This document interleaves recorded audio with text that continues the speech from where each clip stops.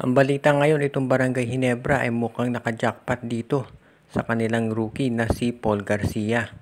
Karamihan ng atensyon siyempre nandito kay RJ Abarientos. Pero mukhang itong si Paul Garcia ay maganda rin ang pinapakita ngayon dito sa mga tune-up games ng Barangay Ginebra. Kaya hindi na nakapagtataka na tuwang-tuwa at napapabilib dito si Coach Tim Cone. Makukonsidera natin ito si Paul Garcia na isa dun sa mga underdog na mga rookies. Hindi naman siya kasing high profile ng iba. Pero kung pag-uusapan yung playmaking at yung IQ, mukhang maganda naman pinapakita nito. Siyempre, iba yung tune-up game doon sa actual game. Pero sa tingin ng karamihan, mukhang bibigyan talaga to ng pagkakataon ni Coach Tim Cone dahil pinapakita ni Garcia na deserving talaga siya na kunin at bigyan ng 2-year contract nitong Barangay Ginebra. Alam natin ganyan din ang ginawa ng Ginebra noon dito kay Ralph Koo. Kung inyong matatandaan, marami ang nag-question ba't nung binigyan ng kontrata ng Barangay Ginebra ito si Ralph Koo at hindi ito si Kim Aurin. Pero naipakita ni Ralph Koo kung ano ang kanyang gawin. Kaya sa tingin ko itong kay Paul Garcia, ganyan din ang mangyayari. Maipapakita nito si Garcia na talagang deserving siya dito sa kontratang binigay sa kanya ng Ginebra. At alam natin bagong mukha na ang Ginebra ngayon at talagang malaki maiitulong nito si Garcia at si RJ Abarientos. Sila magiging future backcourt tandem ng Barangay Ginebra at mukhang maganda talaga ang magiging resulta nito. Sa ngayon, itong Barangay Ginebra ready na para dito sa opening ng PBA Governors Cup at ayon kay Coach Tim Cone, yung mga tune-up games nila malaki may itulong para lalo sila na maging ready. Siyempre, meron silang mga pinagdadaan ng injuries katulad nito si Jamie Malonzo, pero so far yung mga players nila ay ready na. At itong si Paul Garcia, isa doon sa pinaka-excited talaga na maglaro na dito sa Barangay Ginebra at ipakita kung ano ang kanyang kayang gawin. Huwag na tayong magulat kung biglang magkaroon ng last minute change dito sa lineup ng San Miguel Beer dahil nakikita na yata ng management na parang sobrang dami yung kanilang mga point guards ngayon at yan ang gusto nilang baguhin. Sa ngayon makikita natin na nandyan of course ito si Terence Romeo, si Chris Ross, si Simon Enciso, si Kitty Menes, kinuha pa nila itong si Chris Rosales at itong si Evan Nava binigyan pa ng kontrata. Plus alam natin na itong si Jericho Cruz at si CJ Perez minsan nagpo-point guard pati si Jeron Teng. So mahigit kalahati ng lineup ng San Miguel puro guard. Sabi nga nung iba nagbubuo daw ng security guard lineup itong San Miguel Beer at hindi natin masisisi yung karamihan kung ba't ganyan ang sinasabi dahil parang nga nagkakaroon ng hindi balanse itong lineup ng SMB. So tignan natin kung ano ang gagawin nitong San Miguel Beer ngayon para masiguro na sa darating na mga laban dito sa Governors Cup ay maging handa sila at hindi sila maging overwhelmed sa sobrang laki ng kalaban. Ito si Jordan Adams ayon dito sa report, ito raw ay isang scoring machine. So magiging malaking tulong yan para dito sa San Miguel kung sakasakali. Pag ito si Jordan Adams naging magandang scoring option para sa San Miguel, maganda yan at luluwag dito sa loob para kay Junmar Fajardo. Yun nga lang, ang problema dito sa SMB, ang dami na nila kasing scorer dyan.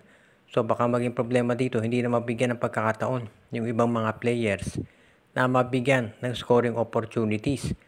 Kaya yan ang magiging issue ngayon kung paano ito mababalanse nitong si Coach George Gallant. So ito nga abangan natin na gagawing adjustment ng San Miguel Beer kung sakasakali nga. Dahil alam natin gagawa sila ng paraan para makabawi. So dalawang adjustments ang gagawin ng San Miguel. Babawasan yung mga guards nila at pangalawa, titignan nila kung paano mag-fit itong si Jordan Adams dahil scoring machine daw ito kaya makatutulong yan talaga sa SMB. Hanggang sa ngayon ay hindi pa nare-resolba ang problema nitong Northport Batangpier.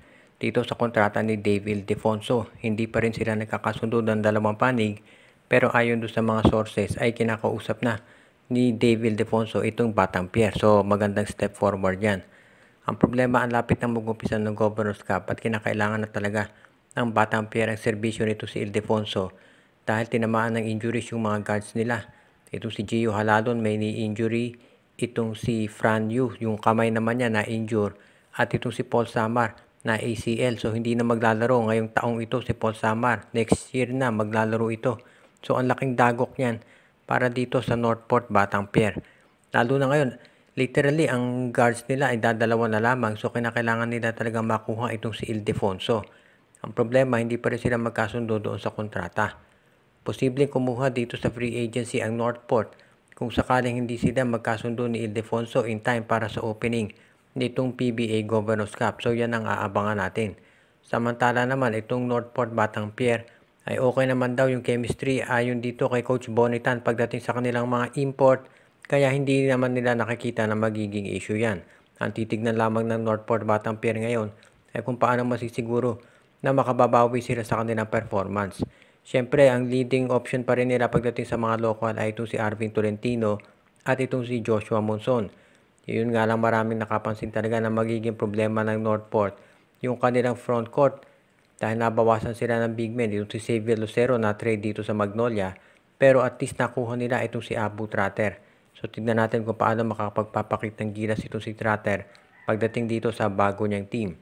Sa ngayon, itong si William Navarro so far ay mananatili sa Northport, pero anytime baka pwedeng i-trade yan, at si Cade Flores dito sa San Miguel Beer.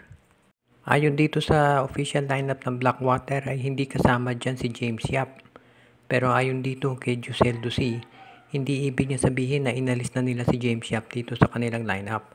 Ang nangyari daw ayon dito kay C ay merong hand injury itong si James Yap at yan ang dahilan kung ba't hindi siya makapaglalaro.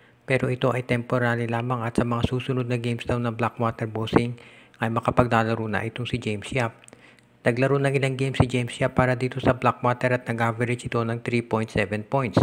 Ayon dito kay Jusel Dusi, interesado pa rin daw si Yap na maglaro sa PBA at gusto niyang subukan itong bagong 4-point shot na inimplement ng liga. Sa ngayon itong si James Yap, ayon dito kay Jusel Dusi ay nasa kondisyon pa rin at kinakailangan lamang ipahinga yung kanyang injured hand. Pero as soon as ready na, ito ay maglalaro para sa Blackwater. 42 years old na si James Yap, pero yung love niya sa PBA ay nandyan pa rin at gusto rin nito na ipagpatuloy yung kanyang karera. Sa ngayon, alam natin na medyo loaded ang Blackwater pagdating sa backcourt, lalo na at nandyan si Cedric Bearfield. Pero confident ang coaching staff na magagawa nila ng paraan para bigyan pa rin ng playing time itong si James Yap dahil alam nila na ito'y nakapagde-deliver pa rin. So sa ngayon, pahinga muna si James, pero pagbalik niya sigurado susubukan daw niya yung 4-point shot at titignan natin kung ano magiging resulta nito.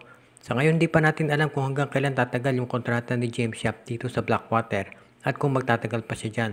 Pero mukhang gusto pa raw ni Yap na maglaro at sa ngayon, itong Blackwater parang interesado pa rin na i-retain ang serbisyo nito si James Yap dahil nakikita nila na ang presence ng isang veterano ay makatutulong dito sa lineup nila, lalo na at marami silang mga batang players katulad ni Cedric Bearfield. Kaya magiging malaking bagay ito para dito sa Blackwater Bossing, lalo na dito sa subok nila sa Governors Cup na ma-improve yung kanilang performance para sa mga darating pa rin na mga conferences. Shout out kay Joseph Pineda, kay John Mike Winky, Junjun, Angie, Patpat at B-Boy Matas, kay Papa Kin, Franklin, Alexis, Andy at Alfonso Balaba, si Terdy, Adin at Junjun, Jervin Chris, Romeo Conchada, Tulito Kakayon, Katsakino Dukusin. Binabati din natin si Eduardo Monsales, Edwin Carmona Jr., Ireneo Salangsang, si Renato, Renren, Marcia at Junjun Dineros, Alicia Garcia, Michael D., Malyari Mascarinas, Anthony Alon Family, RJ Bueno at Dalina Family, Joshua Giray, Espejo at Rosales Family. Binabati din natin ang iba pa nating mga taga-subaybay.